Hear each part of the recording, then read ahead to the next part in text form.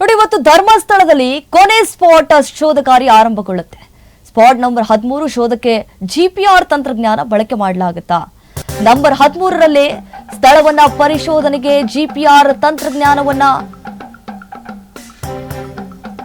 ಬಳಕೆ ಮಾಡಿಕೊಳ್ಳಲಾಗುತ್ತೆ. ಬೆಂಗಳೂರಿನಿಂದ ಬರಲಿರುವಂತಹ ಜಿಪಿಆರ್ ಅಥವಾ ಮೌಂಟೆಡ್ ರೇಡಾರ್.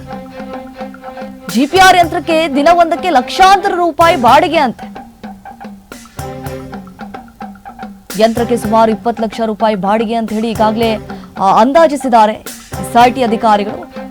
ಒಂದು ವೇಳೆ ಏನಾದ್ರೂ ಪರ್ಮಿಷನ್ ಸಿಗದಿದ್ರೆ ಇವತ್ತು ಕೂಡ ಶೋಧ ಕಾರ್ಯ ಬಹುತೇಕ ಡೌಟ್ ಅಂತ ಹೇಳಲಾಗ್ತಾ ಇದೆ. ಒಂದೇ ಒಂದು ದಿನಕ್ಕೆ ಲಕ್ಷಾಂತರ ರೂಪಾಯಿ ಬಾಡಿಗೆಯನ್ನು ತೆಗೆದುಕೊಳ್ತಾರಂತೆ ಜಿಪಿಆರ್ ಯಂತ್ರಕ್ಕೆ ಸುಮಾರು 20 ಲಕ್ಷ ಆಗುವಂತಹ ಅಂದಾಜನ್ನ ಈಗಾಗಲೇ ಎಸ್ಐಟಿ ಅಧಿಕಾರಿಗಳು ತಿಳಿಸಿರುವಂತದ್ದು. ಹಾಗಾಗಿ ಇದಕ್ಕೆ ಬ್ರೇಕ್ ಹಾಕಲಾಗತ್ತಾ?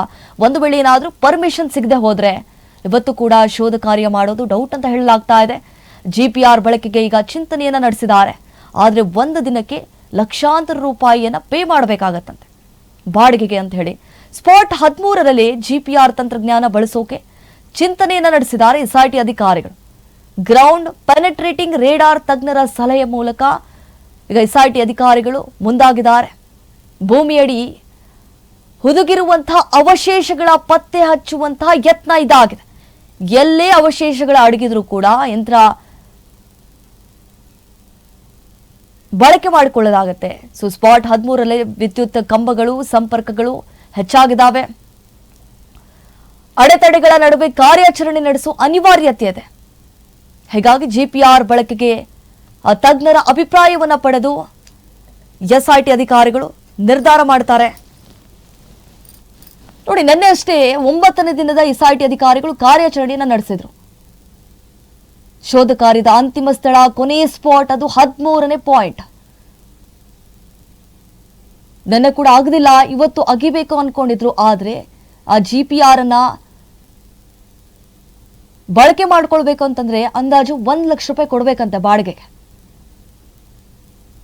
ಸೊ ಹಾಗಾಗಿ ಇವತ್ತು ಕೂಡ ಬಹುತೇಕ ಡೌಟ್ ಅಂತ ಹೇಳಲಾಗ್ತಾ ಇದೆ. ನಿನ್ನೆ ಅಷ್ಟೇ ಬಂಗ್ಲೆಗುಡ್ಡ ಹಾಗೂ 13ನೇ ಸ್ಥಳದಲ್ಲಿ ಶೋಧ ಕಾರ್ಯ ಬಾಕಿ ಇತ್ತು. ಎಸ್ಐಟಿ ಅಧಿಕಾರಿಗಳು ನೋಡಿ ನಿನ್ನೆ 11:30 ವೇಳೆಗೆ 9 ದಿನದ ಕಾರ್ಯಾಚರಣೆ ಕೂಡ ಆರಂಭ ಮಾಡಿದ್ರು. ಆದ್ರೆ ದೂರುದಾರ ಮಧ್ಯಾಹ್ನ 1:05ಕ್ಕೆ ಬಂದ್ಬಿಟ್ಟ. ಆಗ ಲೇಟ್ ಆಯ್ತು. ಒಂದೆಡೆ ಕೊನೆಯ 13ನೇ ಸ್ಥಳದಲ್ಲಿ ಉತ್ಖನನಕ್ಕೆ ತಯಾರಿಯನ್ನ ನಡೆಸಿದ್ರು. ಕಬ್ಬಿಣದ ಶೀಟನ್ನು ಅಳವಡಿಸಲು ಸಿದ್ಧತೆಯನ್ನ ಮಾಡಲಾಗಿತ್ತು. ಇನ್ನೊಂದೆಡೆ 12:30 ಗಂಟೆ ದಾಟಿದ್ರೂ ಕೂಡ ದೂರುದಾರ ಬೆಳತಂಗಡಿ ಎಸ್ಐಟಿ ಕಚೇರಿಗೆ ಬಂದಿರಲಿಲ್ಲ. ಕಡೆಗೂ ವಕೀಲರ ಜೊತೆ 1:05ಕ್ಕೆ ಬಂದಿರುವಂತಹ ಮಾಹಿತಿ ಇದೆ. ಇವತ್ತು ಕೂಡ 13ನೇ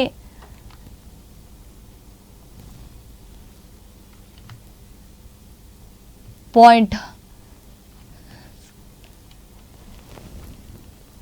ಶೋಧ ಕಾರ್ಯ ಮಾಡೋದು ಡೌಟ್ ಅಂತ ಹೇಳಲಾಗ್ತಾ ಇದೆ.